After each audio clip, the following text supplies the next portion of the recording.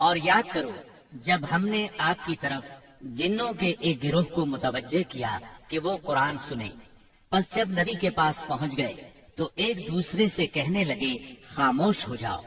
پھر جب تلاوت ختم ہو گئی تو اپنی قوم کو خبردار کرنے کے لیے واپس لوٹ گئے، کہنے لگے اے ہماری قوم، ہم نے یقیناً وہ کتاب سنی ہے جو موسیٰ کے بعد نازل کی گئی ہے، جو اپنے سے پہلی کتابوں کی تصدیق کرنے والی ہے، جو سچے دین اور راہ راست کی طرف راہبری کرتی ہے۔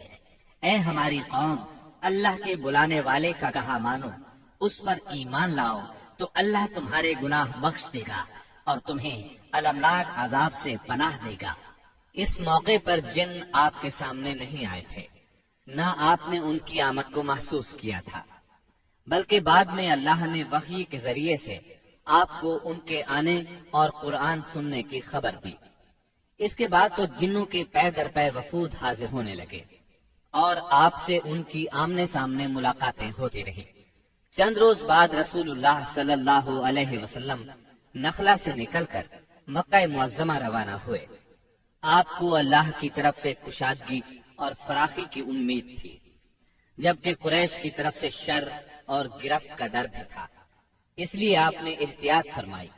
مکہ معظمہ کے قریب پہنچ کر ہیرا میں ٹھہر گئے اور اخنس بن شریک کے پاس ایک آدمی بھیجا کہ وہ آپ کو پناہ دے، مگر اس نے معذرت کر لی کہ وہ حلیف ہے اور حلیف پناہ نہیں دے سکتا۔ پھر آپ نے سہیل بن عمرو کے پاس یہی پیغام بھیجا، مگر اس نے بھی یہ کہہ کر معذرت کر لی کہ اس کا تعلق بنی عامر سے ہے اور ان کی پناہ بنو کعب پر لاگو نہیں ہوتی۔ اب آپ نے مطعم بن عدی کو پیغام بھیجا۔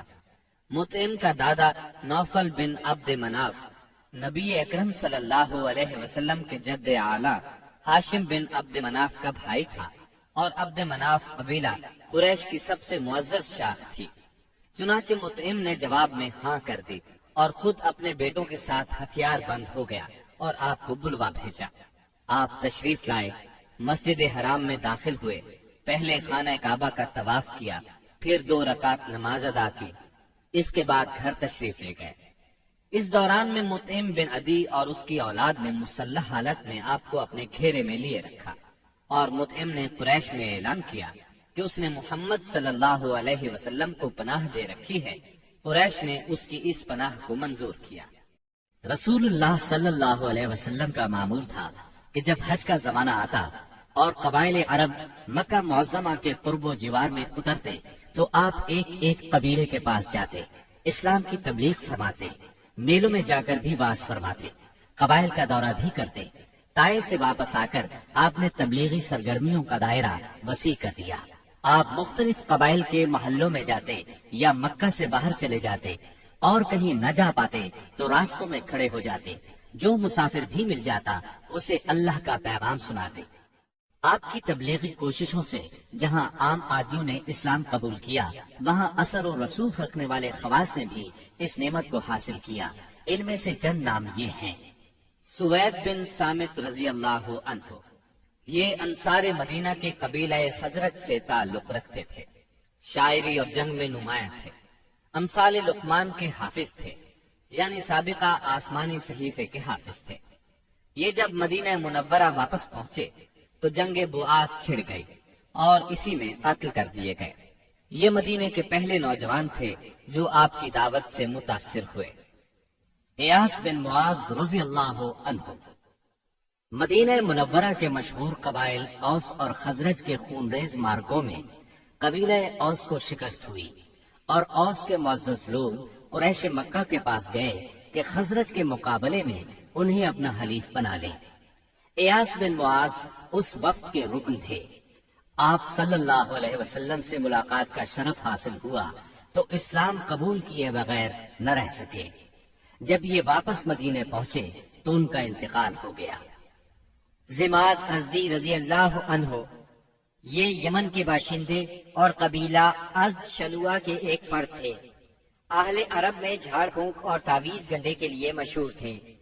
انہیں کسی نے آپ کے بارے میں بتایا کہ آپ پر جنات کا اثر ہے، تو یہ آپ کا علاج کرنے کی غرض سے مکہ آئے۔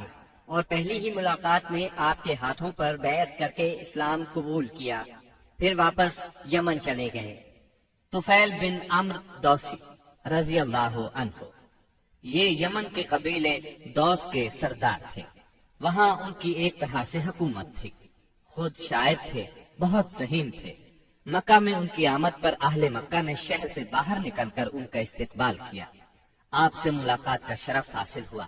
آپ نے اسلام کی تعلیمات سنائی، قرآن کریم کی بعض آیات کی تلاوت فرمائی۔ اللہ کے کلام کے اثر سے وہ بھی ایمان لے آئے۔ ابو ذر غفاری رضی اللہ عنہ یہ یثرب کے اطراف میں رہنے والے تھے۔ رسول اللہ صلی اللہ علیہ وسلم سے ملنے کی خواہش میں پیدل چل کر مکہ معظمہ پہنچے۔ سیدنا علی رضی اللہ عنہ کے ساتھ آپ کی خدمت میں پہنچے۔ آپ نے انہیں اسلام کی تلقین کی۔ ابو ذر اسی وقت مسلمان ہو گئے۔ آپ نے ان سے فرمایا، ابو ذر ابھی اس بات کو پوشیدہ رکھو اور اپنے علاقے میں واپس چلے جاؤ۔ جب تمہیں ہمارے ظہور کی خبر مل جائے تو موقع دیکھ کر آ جانا۔ سیدنا ابو ذر غفاری رضی اللہ عنہ نے عرض کیا، پہلے تو اس خیال سے اپنے مکہ آنے کا مقصد چھپایا تھا کہ کہیں دشمنوں کے ہاتھ نہ لگ جاؤں اور سیدھا آپ کی خدمت میں نہ پہنچ سکوں۔ اب کیا ڈر ہے، میں تو اب کفار کے درمیان اسلام کا اعلان کر کے ہی وطن جاؤں گا۔ چنانچہ ابو ذر غفاری رضی اللہ عنہ کعبے میں آئے۔ وہاں قریش موجود تھے۔ ان کے اجتماع میں بلند آواز سے کلمہ شہادت پڑھا۔ بس پھر کیا تھا، کفار پکار اٹھے، مارو اس بے دین کو۔ کفار چاروں طرف سے ان پر ٹوٹ پڑے، انہیں نیچے گرا لیا اور خوب مارا۔ سیدنا عباس رضی اللہ عنہ نے دیکھ لیا، پکار اٹھے، یہ تو قبیلہ غفار کا آدمی ہے، جہاں تم تجارت کے لیے جاتے ہو اور کھجورے لاتے ہو، اگر یہ مر گیا تو تم تجارت کے لیے اس طرف نہیں جا سکو گے۔ یہ سن کر انہوں نے ابو ذر کو چھوڑ دیا۔ دوسرے دن وہ پھر خانہ کعبہ پہنچے اور بلند آواز سے کلمہ پڑھا۔ قریش نے پھر مارا۔ آخر چند روز بعد ابو ذر واپس اپنے گھر چلے گئے۔ یہ پہلے صحابی ہیں جنہوں نے اسلام کا کلمہ بلند آواز میں پڑھ کر خانہ کعبہ میں کفار سے مار کھائی اور اسلام کے لیے ہر سختی کو خوشی سے برداشت کیا۔ نبوت کے 11ویں سال موسم حج میں یعنی جولائی 620 عیسوی میں اسلام کو چند کارآمد بیج مل گئے۔ وہ دیکھتے ہی دیکھتے سرسبز و شاداب درخت بن گئے۔ ان کی لطیف اور گھنی چھاؤں میں بیٹھ کر مسلمانوں نے برسوں کے ظلم و ستم کی تبش سے نجات پائی، انہیں راحت نصیب ہوئی۔ ان حضرات کے نام یہ ہیں: اسعد بن زرارہ، اوف بن حارث بن رفاعہ، یہ اوف بن افرا کے نام سے مشہور تھے، رافع بن مالک بن عجلان، عتبہ بن عامر بن حدیدہ، عقبہ بن عامر بن نادی اور جابر بن عبداللہ بن ریاح۔ یہ لوگ 11 نبوت میں حج کے لیے آنے والوں کے ہمراہ آئے تھے۔ چنانچہ یہ لوگ مینا کی گھاٹی میں رات کے وقت باتیں کر رہے تھے کہ رسول اللہ صلی اللہ علیہ وسلم کا گزر اس طرف سے ہوا۔ آپ نے آواز سنی تو ان کا رخ کیا، ان کے نزدیک پہنچ کر فرمایا، آپ کون لوگ ہیں؟ وہ بولے، ہم قبیلہ خزرج کا ایک گروہ ہیں۔ آپ نے فرمایا، یعنی یہود کے حلیف؟ وہ بولے، ہاں۔ آپ ٹھیک سمجھے۔ اس پر آپ نے فرمایا، تو پھر کیوں نہ آپ حضرات سے بیٹھ کر کچھ بات چیت کی جائے؟ انہوں نے کہا، ضرور، کیوں نہیں، تشریف رکھیے۔ چنانچہ آپ صلی اللہ علیہ وسلم وہاں ان کے پاس بیٹھ گئے۔ آپ نے ان پر اسلام کی حقیقت واضح کی، قرآن کی تلاوت کی اور اللہ عز و جل کی طرف دعوت دی۔ اس پر انہوں نے ایک دوسرے سے حیران ہو کر کہا، دیکھو، یہ تو وہی نبی معلوم ہوتے ہیں جن کے حوالے سے یہود تمہیں دھمکیاں دیا کرتے ہیں، کہیں وہ اسلام لانے میں پہل نہ کر جائیں۔ چنانچہ ان حضرات نے فوراً ہی اسلام قبول کر لیا۔ پھر انہوں نے کہا، ہم اپنی قوم کو ایسی حالت میں چھوڑ کر آئے ہیں کہ کسی اور قوم میں ان جیسی دشمنی نہیں ہے، بس اگر اللہ تعالیٰ انہیں آپ پر اکٹھا کر دے تو ان کے لیے آپ سے معزز کوئی نہیں ہوگا۔ پھر انہوں نے وعدہ کیا، ہم دین کی دعوت دیں گے، آئندہ سال حج کے موقع پر پھر آپ سے ملاقات کریں گے۔ اور پھر جب یہ لوگ واپس مدینہ منورہ گئے تو اپنے ساتھ اسلام کا پیغام بھی لے گئے۔ چنانچہ وہاں گھر گھر اسلام کا چرچا ہونے لگا۔ اسی سال یعنی شوال 11 نبوت میں رسول اللہ صلی اللہ علیہ وسلم نے سیدہ عائشہ رضی اللہ عنہا سے نکاح فرمایا۔ اس وقت ان کی عمر 6 برس تھی۔ پھر ہجرت کے پہلے سال شوال ہی میں مدینے میں ان کی رخصتی ہوئی، اس وقت ان کی عمر 9 برس تھی۔ نبوت کے 12ویں سال اللہ تعالیٰ نے رسول اللہ صلی اللہ علیہ وسلم کو معراج کرائی۔ پاک ہے وہ ذات جس نے اپنے بندے کو راتوں رات مسجد حرام سے مسجد اقصی تک کی سیر کرائی، جس کے گرد ہم نے برکت دے رکھی ہے تاکہ اسے ہم اپنی نشانیاں دکھائیں۔ بے شک وہ خوب سننے والا، خوب دیکھنے والا ہے۔ اس راہ سے مراد ہے راتوں رات نبی کریم صلی اللہ علیہ وسلم کا مکے سے بیت المقدس تشریف لے جانا، اور معراج سے مراد ہے عالم بالا میں تشریف لے جانا۔ یہ واقعہ جسم اور روح سمیت پیش آیا۔ واقعہ معراج کا خلاصہ یہ ہے کہ آپ اس شب عتیم یا ہجر کعبہ میں آرام فرما رہے تھے۔ اس وقت آپ بیداری اور نیند کی ملی جلی حالت میں تھے۔ ایسے میں جبرائیل علیہ السلام تشریف لائے۔ انہوں نے آپ کے سینہ مبارک کو چاک کیا اور آب زمزم سے دھو کر ایمان اور حکمت سے بھر دیا۔ پھر آپ کے سامنے سواری کے لیے براق لایا گیا، جو گھوڑے سے قدرے چھوٹا سفید رنگ کا جانور تھا۔ اس کی تیز رفتاری کی وجہ سے اسے براق کا نام دیا گیا۔ اس کا قدم جہاں تک نظر جاتی تھی وہاں پڑتا تھا۔ اس پر سوار ہو کر آپ بیت المقدس تشریف لے گئے، مسجد اقصی میں داخل ہوئے، 2 رکعت نماز ادا کی، اس میں تمام انبیاء کی امامت کرائی۔ پھر جبرائیل علیہ السلام آپ کے پاس 2 برتن لائے، ایک میں شراب تھی، دوسرے میں دودھ۔ آپ نے دودھ پسند فرمایا۔ اس پر جبریل علیہ السلام نے کہا، آپ نے فطرت پائی، آپ کو ہدایت نصیب ہوئی اور آپ کی امت کو بھی۔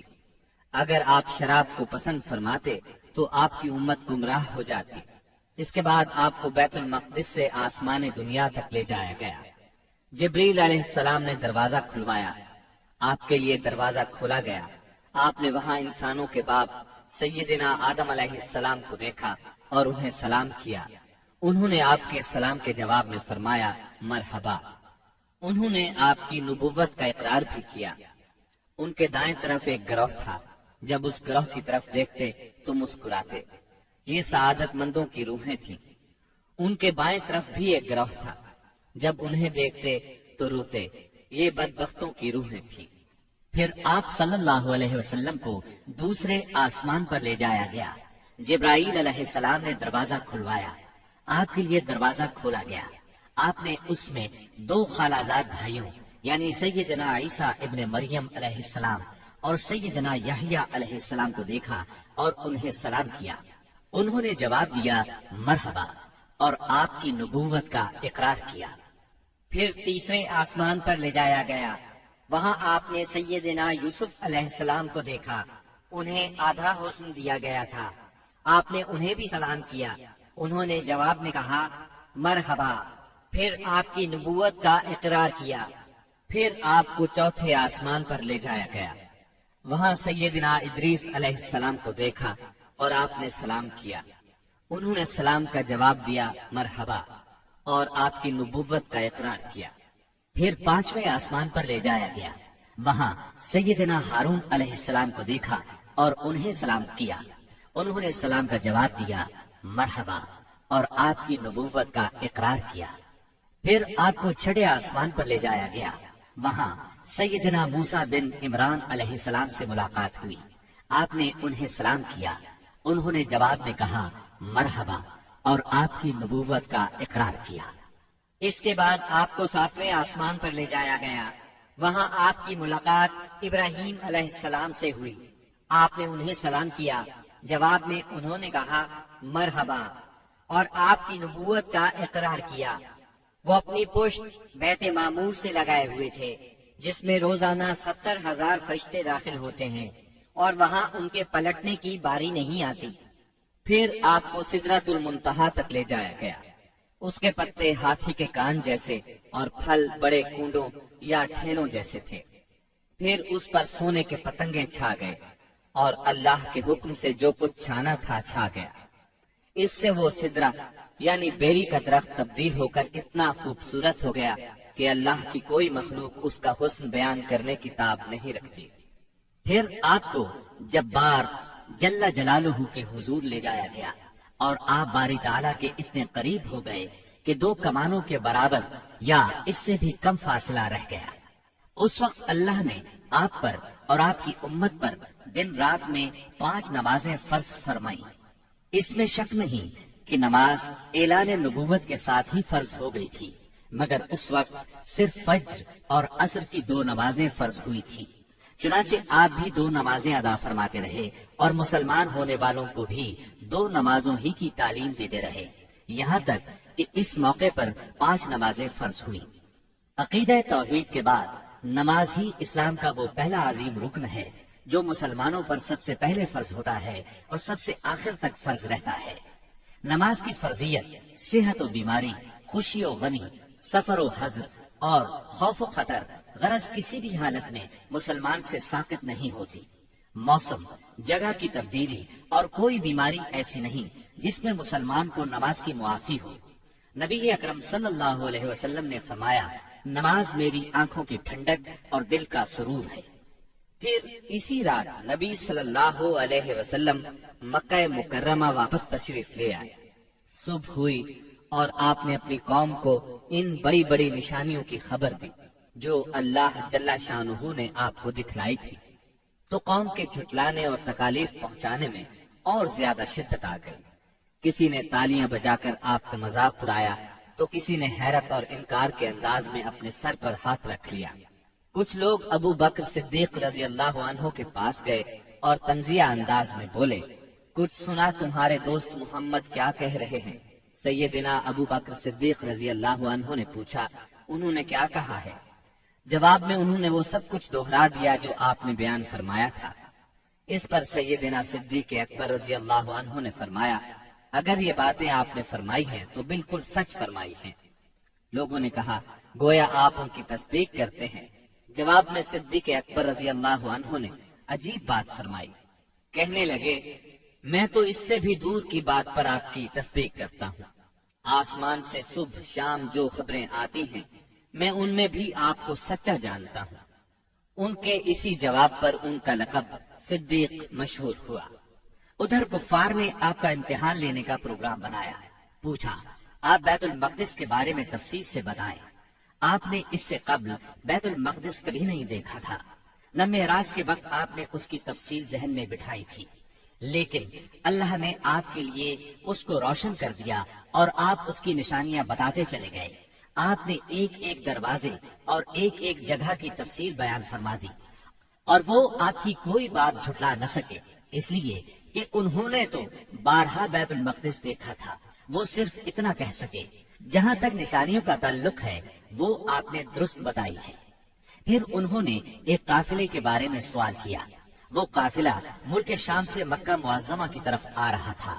آپ نے اس قافلے کے اونٹوں کی تعداد، قافلے کی دوسری تفصیل اور مکہ پہنچنے کا وقت اور جو اونٹ سب سے آگے آ رہا تھا اس کی مکمل خبر انہیں دے دی۔ پھر جو تفصیل آپ نے قافلے کی بیان فرمائی تھی وہ بالکل اسی کے مطابق مکہ معظمہ میں داخل ہوا، لیکن وہ ظالم پھر بھی آپ پر ایمان نہ لائے، اپنے کفر ہی پر ڈٹے رہے۔ ہم بتا چکے ہیں کہ نبوت کے 11ویں سال موسم حج میں یثرب کے 6 آدمیوں نے اسلام قبول کر لیا تھا اور رسول اللہ صلی اللہ علیہ وسلم سے وعدہ کیا تھا کہ اپنی قوم میں جا کر آپ کی رسالت کی تبلیغ کریں گے۔ اس کا نتیجہ یہ ہوا کہ اگلے سال جب موسم حج آیا، یعنی ذی الحج 12 نبوی بمطابق جولائی 621 عیسوی، تو 12 آدمی حاضر ہوئے۔ ان میں 10 خزرج سے اور 2 اوس سے تھے۔ خزرج کے 10 میں سے جابر بن عبداللہ بن ریاب کو چھوڑ کر باقی 5 تو وہی تھے جو پچھلے سال آ چکے تھے، جبکہ نئے 5 یہ تھے: معاذ بن حارث یعنی معاذ بن افرا، زکوان بن عبد القیس، عبادہ بن سامت، یزید بن ثعلبہ، عباس بن عبادہ بن نزلہ، اور اوس کے 2 آدمی ابو الحسن بن التیہان اور عویم بن سائدہ تھے۔ یہ لوگ مینا کی گھاٹی میں رسول اللہ صلی اللہ علیہ وسلم کے ساتھ جمع ہوئے۔ عقبہ کی اس بیعت کی تفصیل صحیح بخاری میں سیدنا عبادہ بن سامت رضی اللہ عنہ سے مروی ہے۔ وہ بیان کرتے ہیں کہ رسول اللہ صلی اللہ علیہ وسلم نے فرمایا، آؤ مجھ سے اس بات پر بیعت کرو کہ اللہ کے ساتھ کسی چیز کو شریک نہیں کرو گے، چوری نہیں کرو گے، زنا نہیں کرو گے، اپنی اولاد کو قتل نہیں کرو گے، اپنے ہاتھ پاؤں کے درمیان سے گھڑ کر کوئی بہتان نہیں لاؤ گے، اور کسی بھلی بات میں میری نافرمانی نہیں کرو گے۔ جو شخص یہ ساری باتیں پوری کرے گا تو اس کا اجر اللہ کے پاس ہے، اور جو شخص ان میں سے کسی چیز کا ارتکاب کر بیٹھا پھر اسے دنیا ہی میں اس کی سزا دی گئی تو یہ اس کے لیے کفارہ ہوگی، اور جو شخص ان میں سے کسی چیز کا ارتکاب کر بیٹھا پھر اللہ نے اس پر پردہ ڈال دیا تو اس کا معاملہ اللہ کے حوالے ہے، وہ چاہے تو سزا دے چاہے تو معاف کر دے۔ سیدنا عبادہ فرماتے ہیں کہ ہم نے اس پر آپ سے بیعت کی۔ بیعت پوری ہو گئی اور حج ختم ہو گیا تو نبی کریم صلی اللہ علیہ وسلم نے ان کے ساتھ مصعب بن عمیر رضی اللہ عنہ کو روانہ فرمایا تاکہ وہ لوگوں کو قرآن پڑھائیں اور دین سکھائیں۔ سیدنا مصعب بن عمیر رضی اللہ عنہ نے ابو امامہ اسعد بن زرارہ رضی اللہ عنہ کے گھر قیام فرمایا، پھر دونوں اسلام کی تبلیغ کے لیے سرگرم ہو گئے۔ اس کے بعد اگلے سال موسم حج سے پہلے مصعب بن عمیر رضی اللہ عنہ بہت سی کامیابیوں کی بشارتیں لیے مکہ معظمہ واپس آ گئے۔ موسم حج 13 نبوت میں یثرب کے 70 سے زیادہ مسلمان حج کی ادائیگی کے لیے مکہ تشریف لائے۔ یہ اپنی قوم کے مشرک حاجیوں میں شامل ہو کر آئے تھے۔ مسلمانوں نے طے کیا کہ رسول اللہ صلی اللہ علیہ وسلم کو مدینہ منورہ آنے کی دعوت دیں گے۔ چنانچہ یہ لوگ ایام تشریق کے درمیانے روز یعنی 12 ذی الحجہ کو رات کے وقت جمرہ عقبہ کے پاس گھاٹی میں جمع ہوئے۔ یہ کل 75 آدمی تھے، 62 خزرج کے اور 11 اوس کے۔ ان کے ساتھ 2 عورتیں بھی تھیں، اور یہ اجتماع بالکل خفیہ طریقے سے ہوا۔ نبی اکرم صلی اللہ علیہ وسلم اپنے چچا سیدنا عباس رضی اللہ عنہ کے ساتھ ان لوگوں کے پاس پہنچے۔ سیدنا عباس رضی اللہ عنہ ابھی تک مسلمان نہیں ہوئے تھے، لیکن اپنے بھتیجے کے معاملے میں اطمینان چاہتے تھے، اس لیے سب سے پہلے انہوں نے ہی بات کی۔ بولے، رسول اللہ صلی اللہ علیہ وسلم اپنی قوم اور اپنے شہر میں عزت اور حفاظت کے ساتھ ہیں، لہٰذا اگر تمہارا یہ خیال ہے کہ تم انہیں جس چیز کی طرف بلا رہے ہو اسے نبھاؤ گے اور انہیں ان کے مخالفین سے بچا لو گے تو تم نے جو ذمہ داری اٹھائی ہے اسے اچھی طرح جان لو، ورنہ ابھی سے انہیں چھوڑ دو۔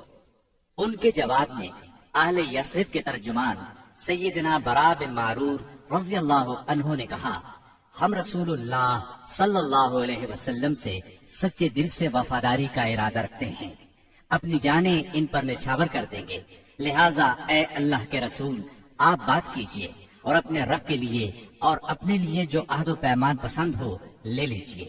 اس کے بعد رسول اللہ صلی اللہ علیہ وسلم نے گفتگو فرمائی، آپ نے قرآن کریم کی تلاوت فرمائی، پھر ان حضرات کو اللہ کی طرف دعوت دی، اسلام کی طرف رغبت دلائی اور اپنے رب کے لیے عہد دیا۔ فرمایا، تنہا اسی کی عبادت کرو اور اس کے ساتھ کسی کو شریک نہ کرو۔ اس پر اہل یثرب نے کہا، ہم کس چیز پر آپ سے بیعت کریں؟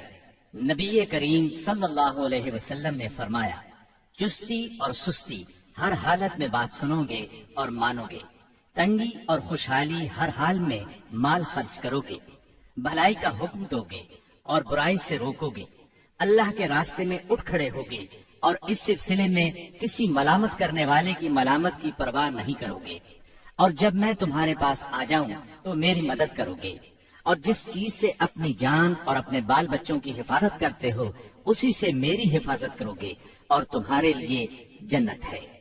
سیدنا عبادہ رضی اللہ عنہ فرماتے ہیں کہ ہم نے آپ سے اس بات پر بھی بیعت کی کہ حکومت کے بارے میں اہل حکومت سے جھگڑا نہیں کریں گے۔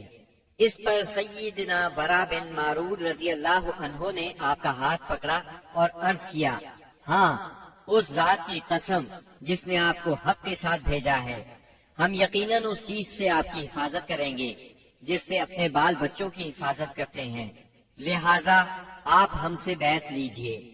اتنے میں سیدنا ابو الحسن بن طیحان رضی اللہ عنہ نے بات کاٹتے ہوئے کہا، اے اللہ کے رسول، ہمارے اور کچھ لوگوں کے درمیان عہد و پیمان کی رسیاں ہیں، اور اب ہم ان رسیوں کو کاٹنے والے ہیں، تو کہیں ایسا نہ ہو کہ ہم تو یہ رسیاں کاٹ ڈالیں، ادھر اللہ آپ کو غلبہ عطا کر دے تو آپ ہمیں چھوڑ کر اپنی قوم میں آ جائیں۔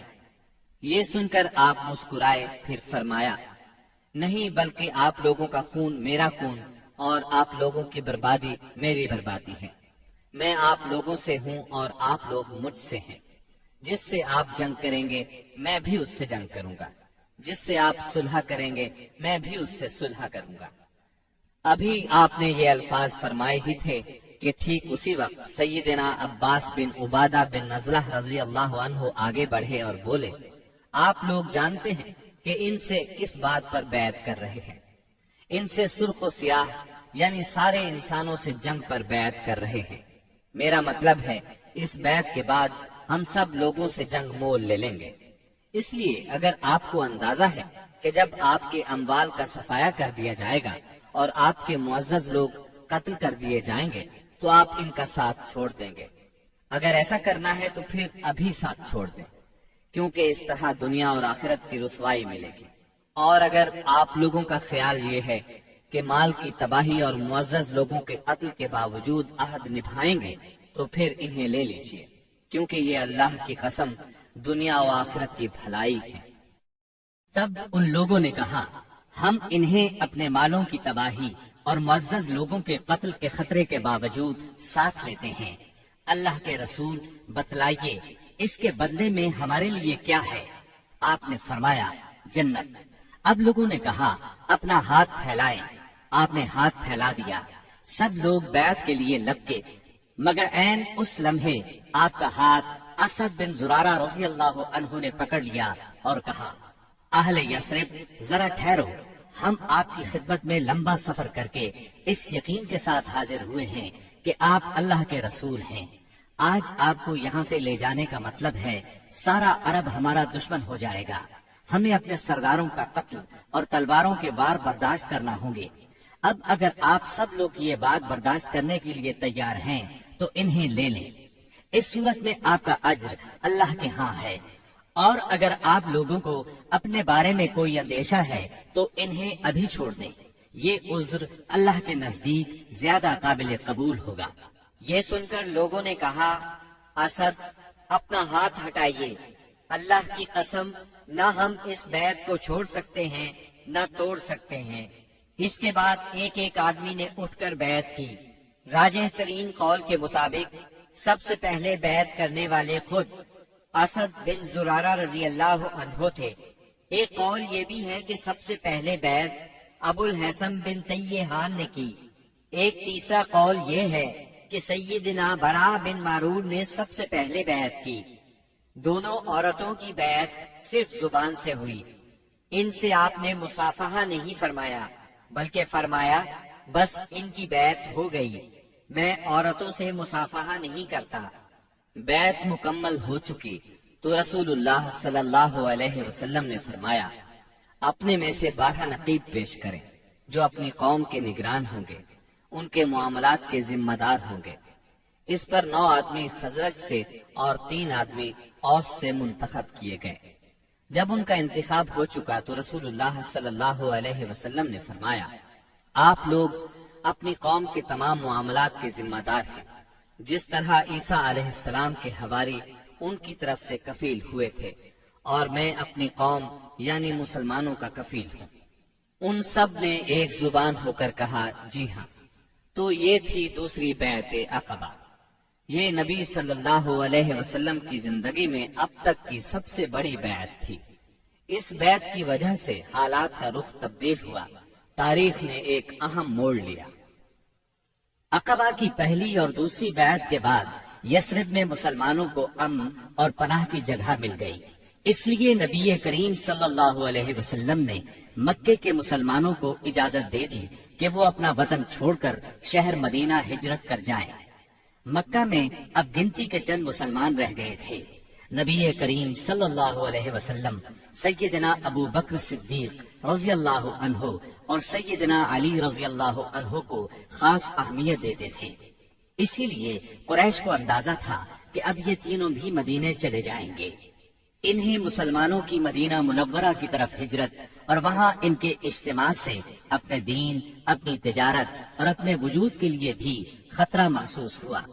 چنانچہ وہ 26 صفر 14 نبوت بمطابق 16 ستمبر 22 عیسوی جمعرات کے دن پہلے پہر غور و خوض کے لیے دارالندوہ میں جمع ہوئے۔ اس اجتماع میں قریش کے قریباً سبھی سردار موجود تھے۔ ابلیس بھی نجد کے ایک شیخ جلیل کی صورت میں اجازت لے کر ان میں شریک ہوا۔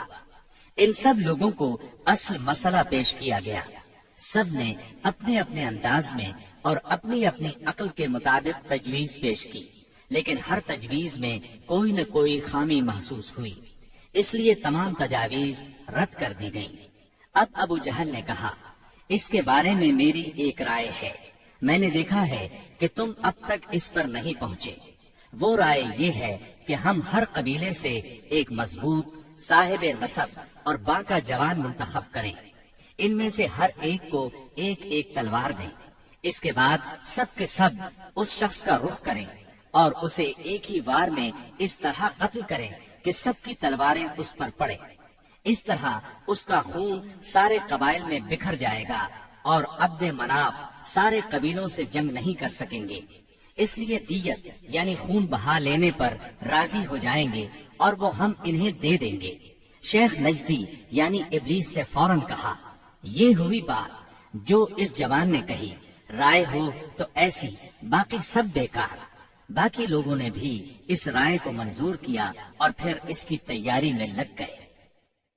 ابو جہل کے اس شیطانی منصوبے پر عمل کرنے کے لیے ایک رات سب قبیلوں کے بہادر ہاتھوں میں تلواریں لیے رسول اللہ صلی اللہ علیہ وسلم کے گھر کے چاروں طرف چھپ کر کھڑے ہو گئے۔ یہ قریش کا مکر تھا، لیکن انہوں نے یہ مکر اللہ سبحانہ و تعالی کے مقابلے میں کیا تھا، اس لیے اللہ نے اس طرح کا وار کیا کہ وہ سمجھ بھی نہ سکے۔ چنانچہ جبریل علیہ السلام نازل ہوئے اور نبی صلی اللہ علیہ وسلم کو قریش کی سازش کی خبر دی، ہجرت کی اجازت دی، دن اور نکلنے کا وقت مقرر کیا اور قریش کے مکر کو رد کرنے کا پروگرام بنایا۔ چنانچہ فرمایا، جس بستر میں آپ سویا کرتے ہیں آج کی رات اس بستر پر نہ سوئیں۔ چنانچہ اس رات آپ نے سیدنا علی رضی اللہ عنہ کو اپنے بستر پر سلا دیا۔ کفار نے آپ کے بستر پر سیدنا علی رضی اللہ عنہ کو چادر تانے سوئے ہوئے دیکھا تو گمان کیا کہ آپ سو رہے ہیں، چنانچہ فخر اور غرور سے مٹکنے لگے اور آپ کی گھات میں بیٹھ گئے تاکہ جب آپ اٹھ کر باہر نکلیں تو سب آپ پر ٹوٹ پڑیں۔ ادھر رسول اللہ صلی اللہ علیہ وسلم عین اس حالت میں کہ یہ لوگ آپ کے گھر کو گھیرے میں لیے ہوئے تھے باہر تشریف لائے۔ آپ اس وقت سورہ یاسین کی آیت 9 تلاوت فرما رہے تھے۔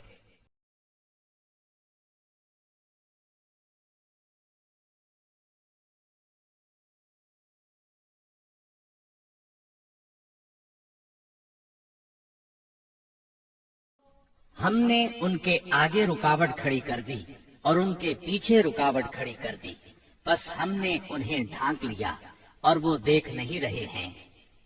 چنانچہ اللہ تعالیٰ نے ان کی نگاہیں پکڑ لی اور وہ آپ کا قطعاً احساس نہ کر سکے۔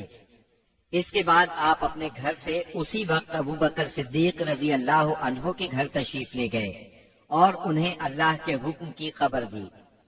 ابو بکر صدیق رضی اللہ عنہ پہلے ہی ہجرت کے لیے تیار تھے، چنانچہ انہوں نے اپنا تمام اثاثہ 6000 درہم اور ستوؤں کا تھیلا لیا اور مکان کی ایک کھڑکی سے نکل کر دونوں حضرات نے یمن کا رخ کیا اور فجر کی پو پھٹنے سے پہلے سور نامی پہاڑ کے ایک غار تک جا پہنچے۔ کوہ سور مکہ معظمہ سے 5 میل دور جنوب مغرب میں واقع ہے۔ اس ویران پہاڑ میں ایک تنگ غار ہے، یہ غار سور کے نام سے مشہور ہے۔ یہ غار اب تک موجود ہے، مکے سے مدینہ شمال کی طرف ہے۔ قریش کا خیال تھا کہ آپ نے اپنا سفر شمال ہی کی طرف کیا ہوگا، لیکن آپ اپنے سفر کا آغاز مخالف سمت سے کر کے غار سور میں جا پہنچے۔ ابو بکر صدیق رضی اللہ عنہ بھی آپ کے ساتھ تھے۔ اس لیے انہیں یار غار کہا جاتا ہے۔ رسول اللہ صلی اللہ علیہ وسلم اپنے یار غار کے ساتھ 3 دن اور 3 راتیں غار ثور میں رہے۔ رات کی تاریکی میں سیدنا ابو بکر صدیق رضی اللہ عنہ کے فرزند سیدنا عبداللہ بن ابی بکر رضی اللہ عنہ دشمنوں کی سرگرمیوں کی اطلاعات پہنچاتے رہے۔ ادھر سیدنا ابو بکر صدیق رضی اللہ عنہ کے غلام عامر بن فہیرہ بکریاں چراتے رہتے، اور جب رات کا ایک حصہ گزر جاتا تو ان بکریوں کو لے کر ان کے پاس پہنچ جاتے۔ اس طرح دونوں حضرات دودھ نوش فرما لیتے۔ پھر صبح سویرے ہی عامر بن فہیرہ بکریاں ہانک کر چل دیتے، اور وہ بکریوں کو عبداللہ بن ابی بکر رضی اللہ عنہ کے قدموں کے نشانات پر سے لے جاتے تاکہ وہ نشانات مٹ جائیں۔ باقی رہے قریش تو ان کے جوان رسول اللہ صلی اللہ علیہ وسلم کے اٹھنے کے انتظار میں گھر کو گھیرے بیٹھے رہے، یہاں تک کہ صبح ہو گئی۔ صبح ہونے پر جب سیدنا علی رضی اللہ عنہ آپ کے بستر سے اٹھے تو قریش کے ہوش اڑ گئے۔ انہوں نے سیدنا علی رضی اللہ عنہ سے آپ کے بارے میں پوچھا تو انہوں نے جواب دیا، مجھے علم نہیں۔ اس پر انہوں نے سیدنا علی رضی اللہ عنہ کو مارا اور گھسیٹ کر خانہ کعبہ تک لے گئے۔ کچھ دیر قید رکھا، پھر جب محسوس کیا کہ انہیں قید میں رکھنے کا کوئی فائدہ نہیں تو چھوڑ دیا۔ اس کے بعد یہ لوگ سیدنا صدیق اکبر رضی اللہ عنہ کے گھر آئے۔ ان کی صاحبزادی سیدہ اسماء رضی اللہ عنہا سے ان کے بارے میں پوچھا۔ انہوں نے فرمایا، مجھے معلوم نہیں۔ اس پر خبیث ابو جہل نے ان کے رخسار پر اس زور کا تماچا مارا کہ کان کی بالی گر گئی۔ پھر انہوں نے ہر طرف آگ کی تلاش شروع کر دی اور یہ اعلان بھی کیا، جو کوئی ان دونوں کو زندہ یا مردہ حاضر کرے اسے ہر ایک کے بدلے 100 اونٹ انعام میں دیے جائیں گے۔ اس طرح بہت سے لوگ انعام کے لالچ میں نکل کھڑے ہوئے۔ کچھ تلاش کرنے والے غار ثور تک بھی جا پہنچے۔ وہ غار کے اس قدر نزدیک پہنچ گئے کہ اگر جھک کر نیچے دیکھ لیتے تو انہیں دیکھ لیتے۔ یہ صورتحال دیکھ کر سیدنا ابو بکر صدیق رضی اللہ عنہ فکر مند ہوئے۔ آپ صلی اللہ علیہ وسلم نے انہیں غمزدہ دیکھ کر فرمایا، ابو بکر، ایسے 2 آدمیوں کے بارے میں کیا خیال ہے جن کا تیسرا اللہ ہو؟ غم نہ کرو، یقیناً اللہ ہمارے ساتھ ہے۔ اس واقعے کا ذکر سورہ توبہ کی آیت 40 میں آیا ہے۔ اگر تم اس کی مدد نہ کرو گے تو اس کی اللہ نے مدد کی ہے، جس وقت انہیں کافروں نے نکالا تھا کہ وہ 2 میں سے دوسرا تھا، جبکہ وہ دونوں غار میں تھے۔ جب وہ اپنے ساتھی سے کہہ رہے تھے کہ تو غم نہ کر، اللہ ہمارے ساتھ ہے، پھر اللہ نے اپنی طرف سے تسکین نازل فرما کر ان لشکروں سے اس کی مدد کی جنہیں تم نے دیکھا ہی نہیں۔ اس نے کافروں کی بات کو پست کر دیا، اور بات تو اللہ ہی کی بلند ہے، اور اللہ زبردست حکمت والا ہے۔ پیر کی رات ربیع الاول یکم ہجری کو نبی کریم صلی اللہ علیہ وسلم غار ثور سے باہر تشریف لائے۔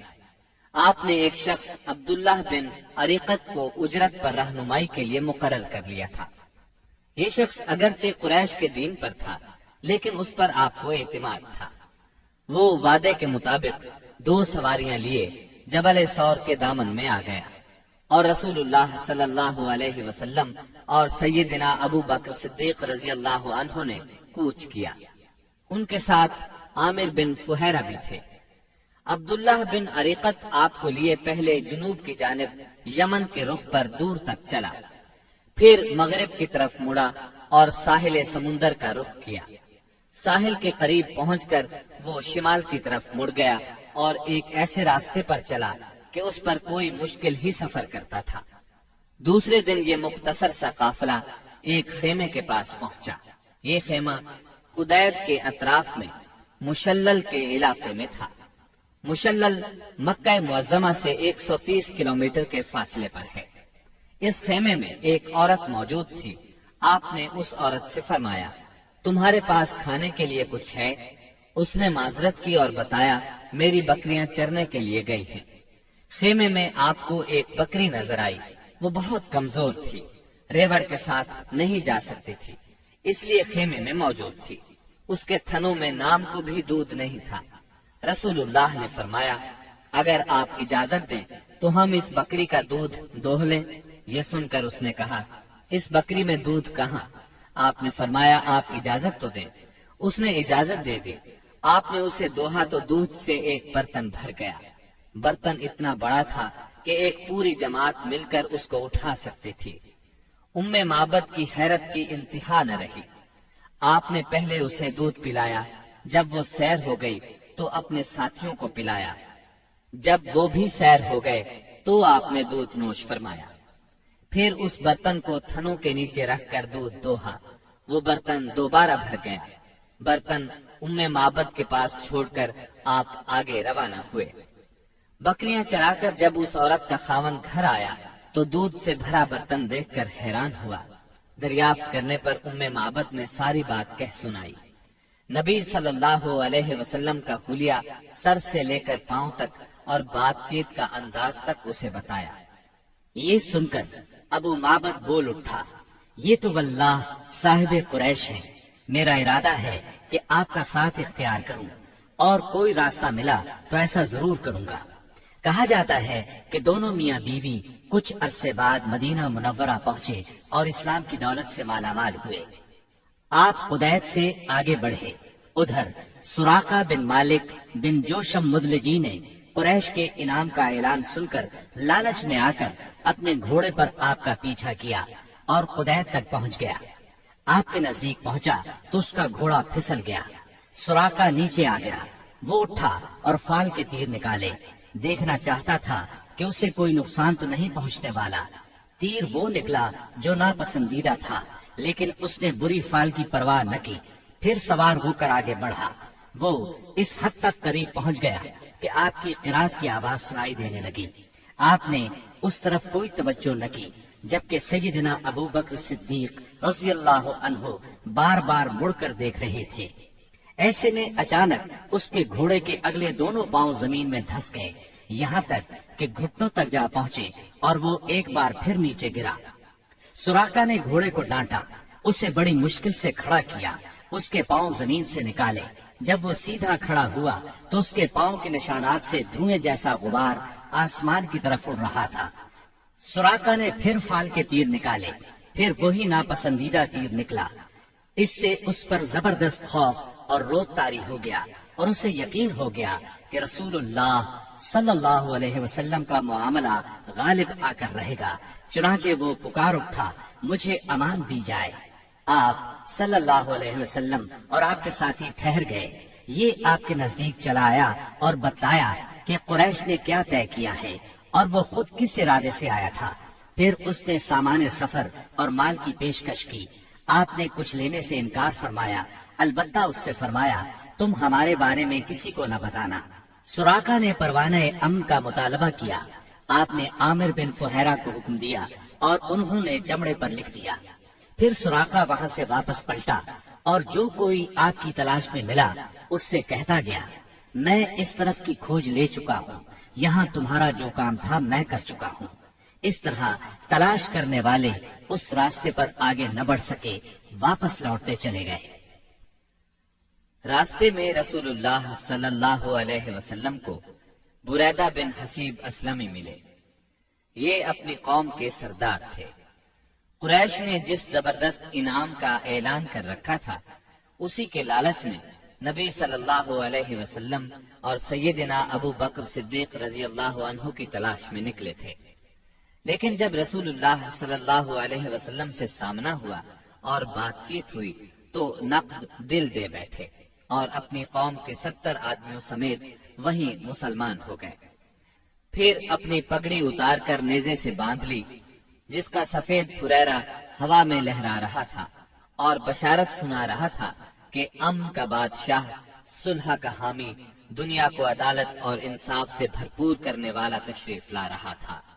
آپ وادی ریم میں پہنچے تو سیدنا زبیر بن عوام سے ملاقات ہوئی۔ یہ مسلمانوں کے ایک تجارتی قافلے کے ساتھ شام سے واپس آ رہے تھے۔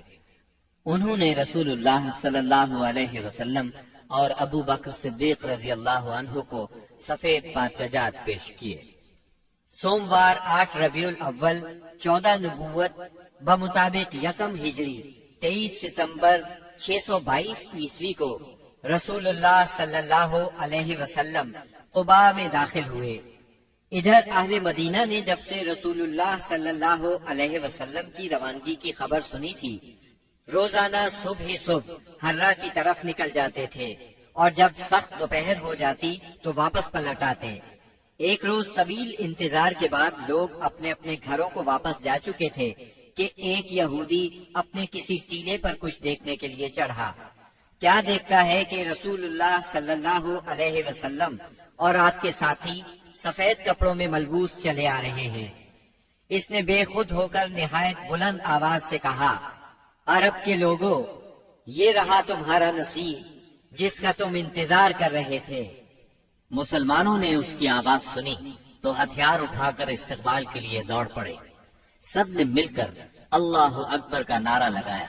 پھر یہ لوگ ہررا تک چلے آئے اور وہیں آپ سے ملاقات کی۔ اس کے بعد آپ داہنی جانب مڑ گئے اور قباء میں بنی عمرو بن عوف کی آبادی میں قیام فرمایا۔ آپ سیدنا ابو بکر صدیق رضی اللہ عنہ کے ساتھ دوسرے لوگوں کے درمیان میں بیٹھ گئے۔ اب ہوا یہ کہ جو بھی آتا سیدنا ابو بکر صدیق کو اللہ کا رسول خیال کر کے انہیں سلام کرتا، اس لیے کہ آپ کے بالوں میں سفیدی آ چکی تھی۔ جب اللہ کے رسول صلی اللہ علیہ وسلم پر دھوپ آ گئی اور ابو بکر رضی اللہ عنہ نے آپ کو دھوپ سے بچانے کے لیے چادر تانی تو لوگوں کو معلوم ہوا کہ یہ اللہ کے رسول ہیں۔ اس کے بعد قباء میں آپ نے کلثوم بن حدم رضی اللہ عنہ کے ہاں قیام فرمایا۔ اس سلسلے میں دوسری روایت یہ ہے کہ سعد بن خیثمہ رضی اللہ عنہ کے مکان پر قیام فرمایا۔ وہاں آپ نے 4 دن قیام فرمایا اور مسجد قباء کی بنیاد رکھی اور اس میں نماز پڑھی۔ نبی اکرم صلی اللہ علیہ وسلم نے فرمایا، جو شخص قباء میں 2 رکعت نماز پڑھے اسے عمرے کا ثواب ہوگا۔ نبی کریم صلی اللہ علیہ وسلم کے بعد سیدنا علی رضی اللہ عنہ مکہ مکرمہ میں 3 روز ٹھہرے۔ اس دوران میں مکے کے لوگوں کی جو امانتیں رسول اللہ صلی اللہ علیہ وسلم کے پاس تھیں ان کو ادا کیا، پھر پیدل چل پڑے اور قباء میں رسول اللہ صلی اللہ علیہ وسلم سے آ ملے۔ انہوں نے کلثوم بن حدم رضی اللہ عنہ کے مکان پر قیام کیا۔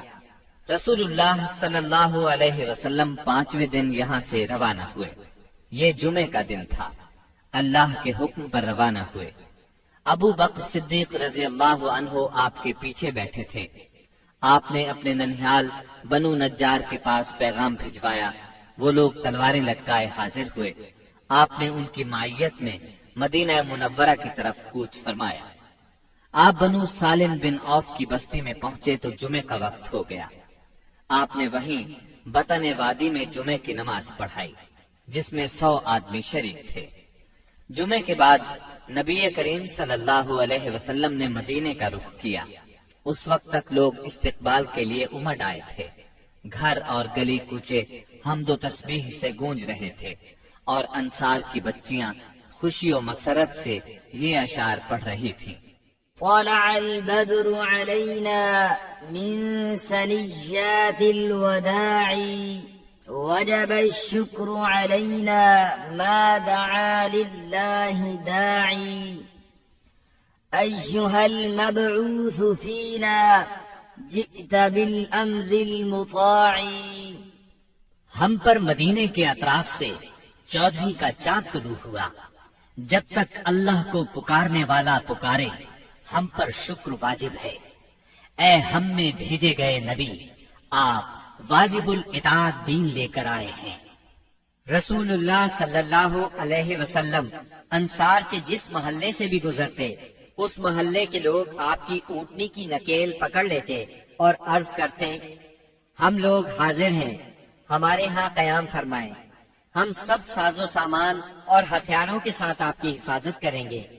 جواب میں آپ فرماتے، اونٹنی کا راستہ چھوڑ دو، یہ اللہ کی طرف سے مأمور ہے، آپ کے اس فرمان کا مطلب یہ تھا کہ اللہ کو جہاں منظور ہوگا یہ وہاں خود رکے گی۔ چنانچہ اونٹنی اس جگہ رکی جہاں آج مسجد نبوی ہے۔ یہاں پہنچ کر وہ بیٹھ گئی، لیکن آپ نیچے نہیں اترے یہاں تک کہ وہ اٹھ کر تھوڑی دور تک چلی، پھر پلٹ آئی اور پھر اسی جگہ بیٹھ گئی جہاں پہلے بیٹھی تھی۔ اس کے بعد آپ نیچے تشریف لے آئے۔ اب لوگوں نے آپ کو اپنے اپنے گھر لے جانے کے لیے درخواست شروع کی۔ ایسے میں سیدنا ابو ایوب انصاری رضی اللہ عنہ نے جلدی سے اونٹنی کا کجاوا اٹھا لیا اور اپنے گھر لے گئے۔ اس پر آپ نے فرمایا، آدمی اپنے کجاوے کے ساتھ ہے۔ ادھر سیدنا اسعد بن زرارہ رضی اللہ عنہ نے آ کر اونٹنی کی نکیل پکڑ لی، چنانچہ یہ اونٹنی انہی کے پاس رہی۔ صحیح بخاری میں سیدنا انس رضی اللہ عنہ سے روایت ہے کہ نبی صلی اللہ علیہ وسلم نے فرمایا، یہاں سے ہمارے کس آدمی کا گھر زیادہ قریب ہے؟ سیدنا ابو ایوب انصاری رضی اللہ عنہ فوراً بول اٹھے، اے اللہ کے رسول، میرا یہ دیکھیے، یہ رہا میرا مکان اور یہ رہا میرا دروازہ۔ نبی کریم صلی اللہ علیہ وسلم نے فرمایا، جاؤ اور ہمارے لیے قیلولہ کی جگہ تیار کرو۔ انہوں نے عرض کی، آپ دونوں حضرات تشریف لے چلیں، اللہ برکت دے۔ اس طرح میزبانی کا شرف سیدنا ابو ایوب انصاری رضی اللہ عنہ کے حصے میں آیا۔ جب رسول اللہ صلی اللہ علیہ وسلم مدینہ منورہ میں قیام پذیر ہو چکے تو آپ نے سیدنا زید بن حارثہ اور سیدنا ابو رافع رضی اللہ عنہما کو مکہ معظمہ بھیجا۔ وہ نبی کریم صلی اللہ علیہ وسلم کی دونوں صاحبزادیوں سیدہ ام کلثوم اور سیدہ فاطمہ، ام المومنین سیدہ سودا، ام ایمن اور سیدنا اسامہ بن زید رضی اللہ عنہ کو ساتھ لے آئے۔ ان کے ہمراہ سیدنا ابو بکر صدیق رضی اللہ عنہ کے فرزند عبد الرحمن بن ابی بکر بھی اپنے گھرانے کے افراد سیدہ ام رومان، سیدہ عائشہ اور سیدہ اسماء رضی اللہ عنہن کو لے کر مدینہ منورہ آ گئے۔ اب نبی اکرم صلی اللہ علیہ وسلم کی مدنی زندگی شروع ہوئی۔ اس دور کو 3 حصوں میں تقسیم کیا جا سکتا ہے۔ پہلا دور، اس میں فتنے بپا کیے گئے، اندر سے رکاوٹیں کھڑی کی گئیں اور باہر سے آ کر دشمنوں نے مدینہ منورہ کو صفحہ ہستی سے مٹانے کے لیے چڑھائیاں کی۔ یہ دور صلح حدیبیہ ذیقعد 6 ہجری پر ختم ہو جاتا ہے۔ دوسرا دور، اس میں بت پرست قیادت کے ساتھ صلح ہوئی۔ یہ دور فتح مکہ 8 ہجری پر ختم ہوتا ہے۔ اس دور میں دنیا کے بادشاہوں کو دین کی دعوت دی گئی۔ تیسرا دور، اس میں اللہ کی مخلوق دین میں فوج در فوج داخل ہوئی۔ اسی دور میں مدینہ منورہ میں مختلف قوموں اور قبیلوں کے وفود آئے۔ یہ دور نبی اکرم صلی اللہ علیہ وسلم کی حیات مبارکہ کے آخری دنوں تک ہے، یعنی ربیع الاول 11 ہجری تک۔ مدینہ منورہ پہنچنے کے بعد نبی کریم صلی اللہ علیہ وسلم نے سب سے پہلے مسجد تعمیر کرنے کا فیصلہ فرمایا۔ جس جگہ آپ کی اونٹنی بیٹھی تھی وہ جگہ بنو نجار کے 2 یتیم بچوں سہل اور سہیل کی تھی۔ آپ نے اس زمین پر مسجد بنانے کا ارادہ فرمایا۔ آپ نے بنو نجار کے لوگوں کو بلا بھیجا۔ وہ حاضر خدمت ہوئے تو آپ نے ان سے مسجد کی تعمیر کی بات کی۔ انہوں نے زمین بطور ہبہ قبول کرنے کی درخواست کی، لیکن آپ نے اس زمین کو بغیر قیمت کے لینا پسند نہ فرمایا۔ آپ نے یہ زمین قیمتاً خریدی اور بنفس نفیس مسجد کی تعمیر میں شریک ہوئے۔ اس زمین میں مشرکین کی چند قبریں اور غرقد کے چند درخت بھی تھے۔ رسول اللہ صلی اللہ علیہ وسلم نے مشرکین کی یہ قبریں اکھڑوا دی اور کھجوروں اور درختوں کو کاٹ کر قبلے کی جانب لگا دیا۔ پھر مسجد کی تعمیر شروع ہوئی۔ آج اس مسجد کو دنیا اسلام مسجد نبوی کہتی ہے۔ نبی اکرم صلی اللہ علیہ وسلم نے مسجد کے بازو میں چند مکانات بھی تعمیر کیے جن کی دیواریں کچی اینٹوں کی تھیں۔ ان پر کھجور کے تنے رکھے گئے، پھر ان پر کھجور کی شاخیں اور پتے بچھائے گئے۔ یہ ازواج مطہرات کے حجرے تھے۔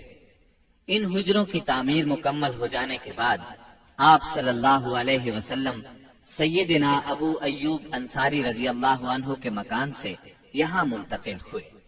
مسجد نبوی صرف اسلامی تعلیم کی ادائیگی کے لیے نہیں تھی، بلکہ یہ ایک یونیورسٹی تھی جس میں مسلمان اسلامی تعلیم حاصل کرتے تھے۔ اس مسجد کا صحن ایک ایسی جگہ تھی جس میں مدتوں جاہلانہ نفرت، عداوت، کشاکش اور باہمی لڑائیوں سے دوچار رہنے والے قبائل کے افراد اب میل ملاپ اور پیار و محبت سے بیٹھتے دین کی تعلیم حاصل کرتے اور یہ تعلیم اپنی عورتوں تک پہنچاتے تھے۔ یہ ایک مرکز تھا۔ اسی مرکز سے اس ننھی سی اسلامی ریاست کا نظام چلایا جاتا تھا اور مختلف قسم کی مہمات یہاں سے بھیجی جاتی تھی۔ اس کے علاوہ اس کی حیثیت ایک پارلیمنٹ کی بھی تھی جس میں مجلس شورا اور مجلس انتظامیہ کے اجلاس منعقد ہوتے تھے۔ ان تمام امور کے ساتھ ساتھ مسجد نبوی فقراء اور مساکین کی ایک کافی بڑی تعداد کا ٹھکانہ بھی تھی۔ یہ وہ لوگ تھے جن کا کوئی مکان نہیں تھا، جن کے پاس کوئی مال تھا، نہ بیوی بچے تھے۔ انہی اصحاب کو اصحاب صفہ کہا جاتا ہے۔ اب مسلمان پانچوں نمازیں باجماعت ادا کرنے کے لیے حاضر ہو رہے تھے اور اس کے لیے وہ وقت کا اندازہ لگاتے تھے، مگر دقت یہ تھی کہ کوئی بہت پہلے آ جاتا تھا تو کوئی دیر سے پہنچتا۔ چنانچہ نبی کریم صلی اللہ علیہ وسلم اور مسلمانوں نے مشورہ کیا کہ کوئی ایسی علامت اختیار کی جائے جس سے سب کو وقت کا پتہ چل جائے۔ سیدنا عمر رضی اللہ عنہ نے کہا، کیوں نہ کسی آدمی کو بھیج دیا جائے جو الصلاۃ جامعۃ یعنی نماز جمع کرنے والی ہے پکار دیا کرے۔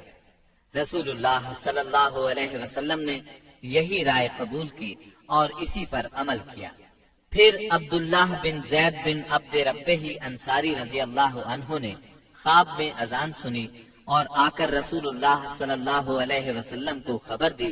آپ نے فرمایا، یہ سچا خواب ہے۔ پھر آپ نے حکم فرمایا کہ وہ سیدنا بلال رضی اللہ عنہ کو یہ کلمات القاء کرتے جائیں اور بلال پکارتے جائیں، کیونکہ ان کی آواز زیادہ بلند اور سریلی ہے۔